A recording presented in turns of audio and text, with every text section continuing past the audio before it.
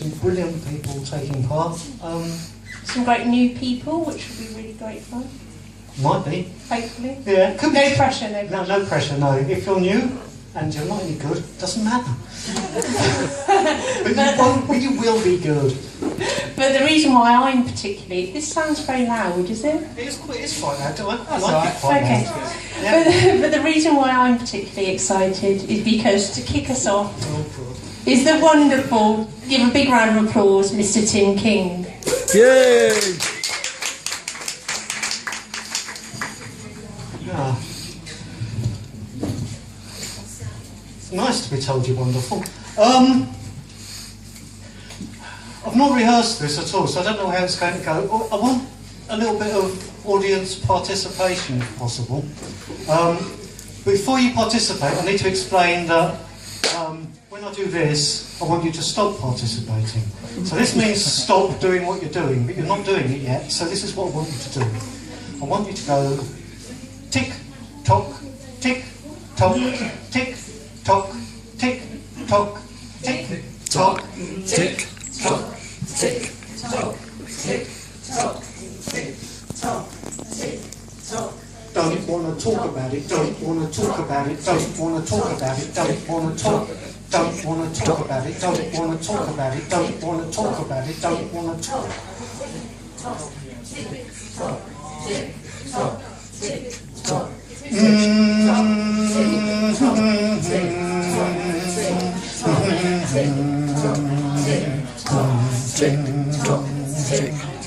Don't want to be a dork about it.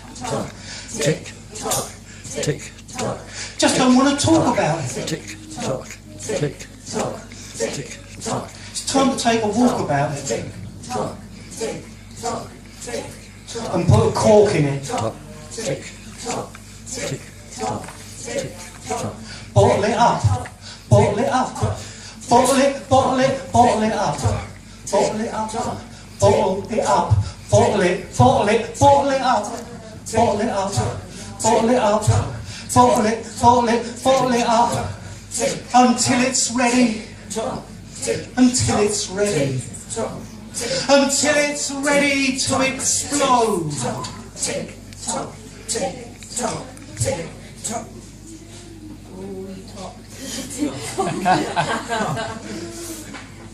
The man you fell in love with was an arsehole. Who thought love was a competitive sport. And even though he'd never been conspicuously successful at athletic endeavours, he thought he'd have a stab at it anyway. It was rubbish. He was rubbish. You may remember it differently with your rose-tinted hindsight. If so, you are mistaken. I was there. Thank you. I'm not quite sure how that works. I'm going to do another funny little thing, because Scottish independence is once more on the agenda, and it won't be for long. I thought I'd do my fabulous poem of 10-letter words. I don't know why, this poem's just composed entirely of 10-letter words. It's about devolution in Scotland. It's called Pipe Dreams. Referenda are funny, because there's only ever one question in a referendum. They argue about it, but the referendum question is always, do you want things to change or do you want them to stay as they are? And historically the answer is always, we want things to stay as they are. So you wonder why they bother really. Anyway, this is called Pipe Dreams. 10-letter words. Caledonian juggernaut thundering northwards, delivering devolution referendum literature. Jackknives. Propaganda scattering, fluttering everywhere. Southbound congestion. Rubberneck contingent. Paramedics, ambulances mercifully unrequired. Glaswegian leafleting inevitably terminated. Persistent undecideds tragically uninformed. Parliament implicated.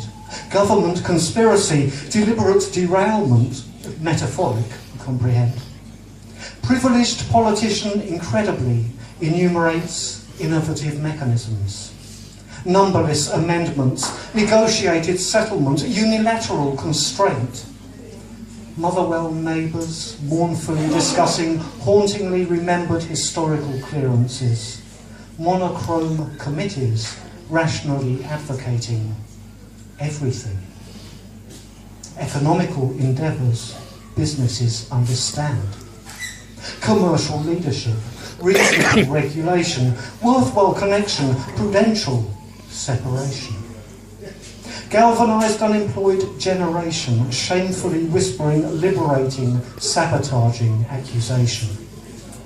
Healthcare vulnerable, radicalism inevitable, volatility challenges prosperity, solidarity celebrates opposition, befuddling discussion completely undermined. Continuing dependence guaranteed. Thank you. I'll just say, if anyone's coming to the bike shed on Sunday, the Bard of Exeter competition is taking place. So if you want to come and vote for me, please do. If you're taking part in it, then obviously you won't be voting for me. But just to let you know. Thanks. I have to say that I thought that first poem was something really exciting, and I think you should do more of that. I don't know what you guys thought, but I thought that was brilliant. And vote for Tim. Not that I'm prejudiced, sorry, Tim. I'll try. Next up, she's recently produced an audio CD of some of her stories and poems to raise money for charity. Our next poet's work always touches the root heart of my soul. Please give a... Tonight, I've been writing a series of poems about my family. My family during the Second World War. My grandfather was Czechoslovakian, and his family were quite involved in opposing the Nazis. And he escaped to Britain at the start of the war and came to England and trained as a bomber. And as a punishment, and because of political activity, my great-grandparents were put in a concentration camp for it's called political detractors or something like that. So this is a series of poems which are about my family's experiences of these, and just so it makes a bit more sense, my great-grandfather trained as an architect. Hands used to precision, order, the sharpened pencil slides along the ruler. One line dovetails neatly into another. His teacup matches the saucer, handkerchief matches lapel's flower. A life drawn up with care, from school to job to wife, holidays on the lakeside, children skating on lice. Skating on lice? Can I do that verse again? Yeah. A life drawn up with care, from school to job to wife, holidays on the lakeside, children skating on ice, the blueprint waiting to be realised. And this is about when he's in the camp. Yes, there are screams in the night, executions, metal biting cold into bare hands, but somehow the worst is this. Like a puppeteer, he pulls their strings. They do his work, but his hands are no longer his. He stares at them, astonished. Dirt encrusted, nails ragged, palms calloused. Only with whittling knife in his hand do they belong to him. Memories rise like bubbles of soap, cleansing. Furniture made for his granddaughter, for her doll's house. He sees her. Firelight, blue ribbons in her hair. He makes it for her, for the ordinary world. They survive the camps. Himself, the furniture, his hands. But he could never quite get them clean again. A dirt ingrained, a sorrow carving the years of his life he could never whittle away. An heirloom passed down through the line to my father, his namesake. Wow.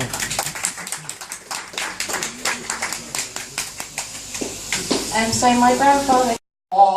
Ramba il suo saluto vede è venuto, io non glissando incontro,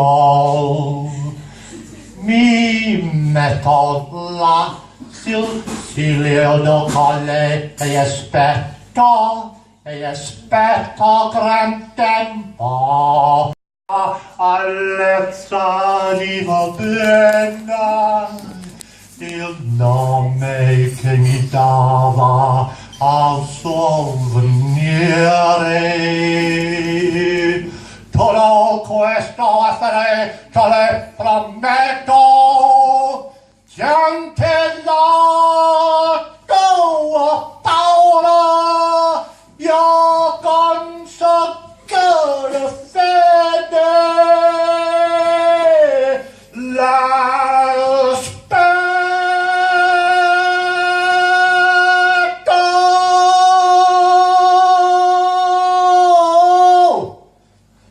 That's all, folks. Wait. Thank you.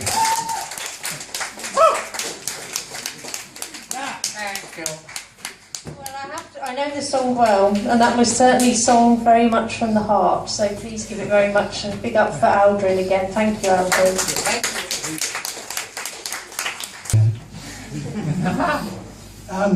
Two poems in a style popular with audiences and me. Narrative recollection, the first one, is called Two Chump Chops. You said it was me. I said it was you. In truth, it was both of us, getting the bus to the county court.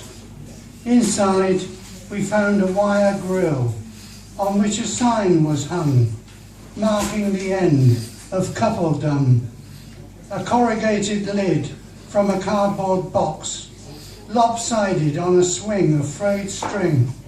Divorces, it said, in felt-tip red. Behind the glass, a face appeared. Sir, madam, sign here and here. One fee, one decree, 1 minute later, our marriage was dead. Outside a terminus, we got the same seats on the same bus. Our fares a wheeze. 2 singles, please.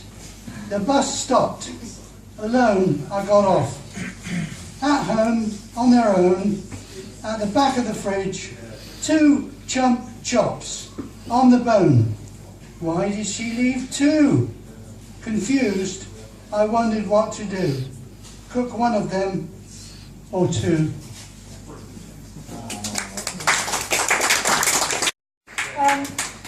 Bit nervous about reading this poem tonight. I've been having a lot of writer's block issues, so this really isn't finished at all, but anyway, it's called Deadlight.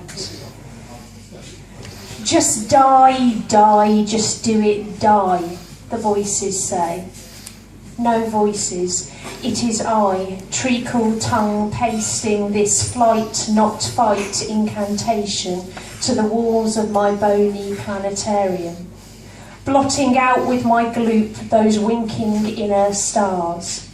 And baccarat croons, beware of the blob, it creeps and leaps and glides and slides across the floor, right through the door and all around the walls, a splotch, a blob, beware of the blob.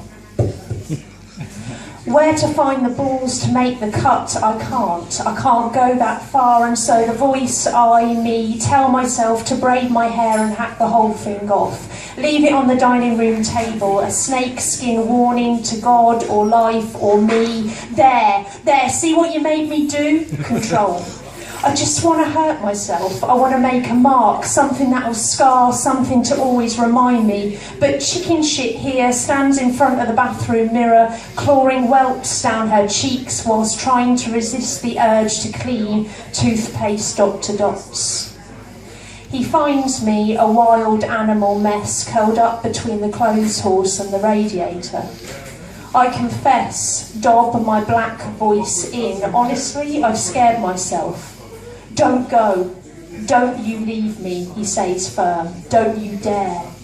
Dare, dare, double dare, do it, the treacle tongue licks.